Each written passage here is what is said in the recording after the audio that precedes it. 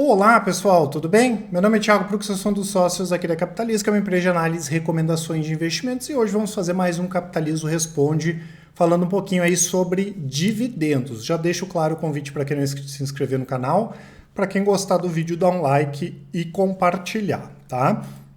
Eu recebi uma pergunta aqui que foi colocada lá no nosso Instagram, de um seguidor querendo saber que ações não podem faltar numa carteira de dividendos.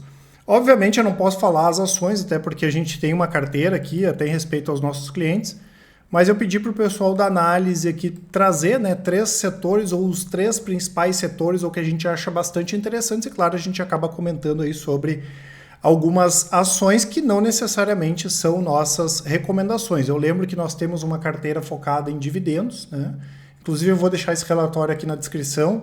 Está ali no site, vocês cliquem, tem o resultado de todas as nossas estratégias atualizadas.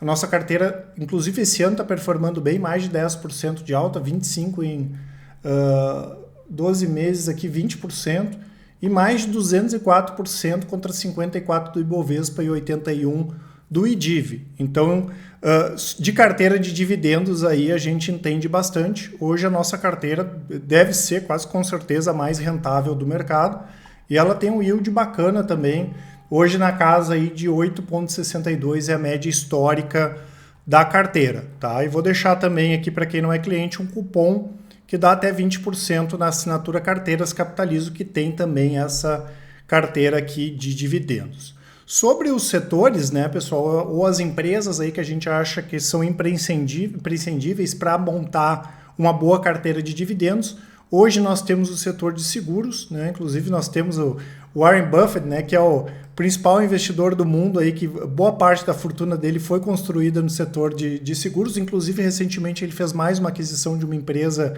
seguradora, né? E esse setor ele tem uma perspectiva boa no longo prazo, porque a penetração é baixa aqui no Brasil, fora seguro alto, o resto aí tem muita coisa para crescer. E mesmo que não cresça, é um setor bom, né? Porque a gente tem aquela questão do valor, né, do prêmio, quando a pessoa paga o seguro, aquele dinheiro é colocado no mercado financeiro e aquilo ali gera um ganho financeiro também, tá? Normalmente é colocado em títulos aí mais conservadores, como um Tesouro Selic ou alguma coisa nesse sentido.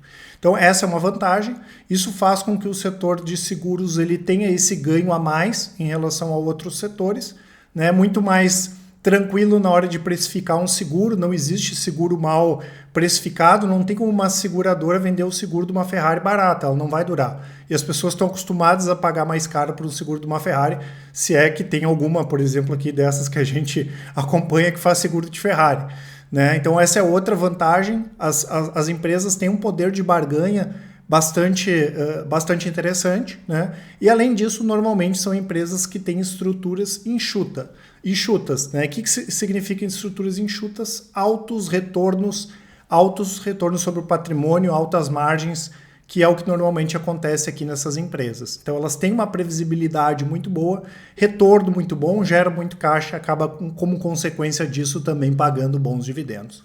Outro é o segmento elétrico, a gente poderia falar energia, mas o setor elétrico especificamente aqui no Brasil, lá fora é bom também, mas aqui no Brasil é talvez até mais interessante do que quando a gente compara com outros países, porque a gente tem muita opcionalidade aqui, tem solar, energia hidrelétrica, tem termoelétrica, tem eólica e tem o setor de gás, que eu já comentei algumas vezes aqui, que é fantástico, né? Principalmente quando a gente fala em transporte de gás. São empresas que têm altas margens e também contratos de longo prazo. Isso acontece com as companhias de energia elétrica também, né? A gente pega uma transmissora, geradora, todas essas empresas, né, quando tem alguma coisa de contrato, é um contrato de longo prazo. Normalmente contratos atrelados à inflação que dão essa segurança em momentos mais críticos. É um setor que as pessoas precisam utilizar o produto, né? Então tem uma previsibilidade muito boa. Claro que quando tem crise sofre também, mas essa questão da previsibilidade é interessante. E aqui no Brasil as regras do setor elétrico são muito bem claras, né? A gente sabe que tem esse risco de ingerência política, mas o setor elétrico tem regras bem mais claras do que, por exemplo, o setor de saneamento, que recém foi aprovado o marco de saneamento, né? E aqui no Brasil a questão do setor elétrico é discutida desde lá da época do Fernando Henrique, né? Talvez não tenha um setor que tenha tantas empresas boas na bolsa e regras tão bem definidas como é o setor elétrico. Além disso, as ações hoje, ou boa parte delas, estão baratas. Claro que a gente tem que saber escolher quais são aquelas melhores. Também tem, como eu falei, uma previsibilidade boa e são empresas que historicamente também pagam aí bons dividendos, né? Então é outro setor aí que a gente entende que seja imprescindível, né, para ter uma carteira de dividendos, tá? E finalmente, né, pessoal, nós temos aqui um setor que muitas vezes é renegado pelos investidores de dividendos, mas que também é bem interessante porque a gente consegue trazer aquela questão de às vezes não ter só risco Brasil na carteira, que é ter as empresas exportadoras. A gente poderia até alocar alguma coisa aqui de empresa internacional, mas as empresas exportadoras, algumas delas têm vantagens competitivas absurdas pelo fato delas estarem no Brasil, né? Tem muita gente que reclama do Brasil, coisa assim, mas tem empresa que é muito vantajosa justamente por estar no Brasil, principalmente daquelas empresas que conseguem produzir com custos mais baixos, tá? E além disso, a gente tem essa questão aí da receita em dólar. Então, quando a situação fica um pouco mais complicada aqui internamente, as empresas ganham não só com o produto delas, mas como o produto está em dólar, acabam ganhando também com a moeda. Isso aí a gente já viu algumas vezes. É claro que elas fazem hedge e tudo, mas se o dólar sobe, vai fazer hedge mais para cima, acaba sendo vantajoso, né? E as principais delas, que a gente mais gosta, são aquelas que não dependem de muito custo em dólar. Isso é importante, porque também não adianta nada, né? Sobe o custo em dólar, daí vai ter que conseguir repassar na receita e nem sempre isso aí é fácil de se conseguir. Mas nós temos algumas ações que, inclusive, o pessoal da análise aqui chama da estratégia RDCR. O que significa isso?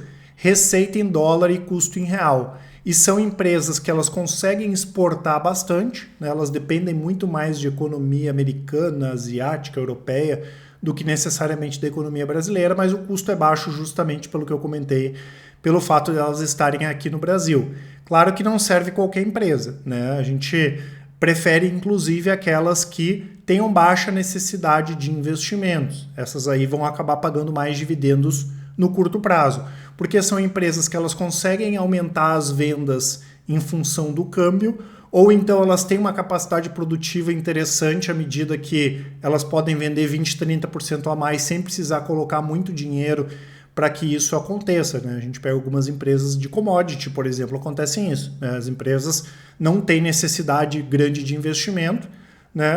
A commodity sobe, o dólar sobe e a empresa ganha dinheiro de tudo que é lado, tá? E normalmente essas empresas, como elas não têm essa necessidade de investir, elas não têm o que fazer com dinheiro literalmente e aí elas acabam pagando também bons dividendos, tá? Então tem essa grande vantagem.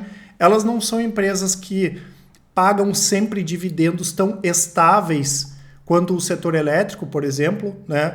Mas, por outro lado, a gente tem essa vantagem de que quando a economia interna não está muito bem, acaba compensando, né? Que é o que acontece aqui na nossa carteira.